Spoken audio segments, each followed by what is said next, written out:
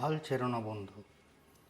তুমি অনেক চেষ্টা করছো, কিন্তু এমন মনে হচ্ছে তুমি আর পারছো না, তাই তো? কিন্তু ভুলে যেও না, শোনো, যে কোনো মানুষ যখন হাল ছেড়ে দেয়, ঠিক সেই মুহূর্তেই তার সবচেয়ে বড় সুযোগ হারিয়ে ফেলে। তুমি যতবার পড়ে গেছো ততবার তোমার ভেতর শক্তি জন্মাচ্ছে। তুমি যেদিন হাল ছাড়বে না সেদিনই তুমি সাকসেস হবে। তুমি এই একে সহজ করে তুলবে তোমার ধৈর্য, তোমার সাহস আর তোমার বিশ্বাস দিয়ে। একটা কথাই বলবো, যেমন রাত আছে সেরকম দিনও আছে।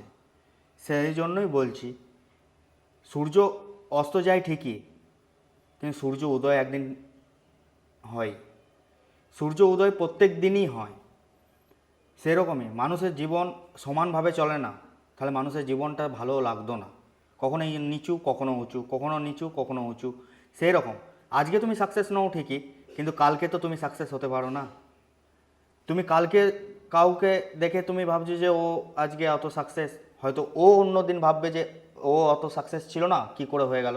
তাই এখন তুমি হার মেনো না, সাকসেস হতে থাকো, সাকসেসের জন্য লড়াই করতে থাকো এবং সময়ের জন্য ধৈর্য নিয়ে বসে থাকো এবং নিজে পরিশ্রম করতে থাকো। এই বলে আমি আমার বক্তব্যটা শেষ করলাম। আশা করি কিছু হলেও মোটিভেট আপনারা হয়েছেন। প্লিজ কমেন্ট করে জানাবেন।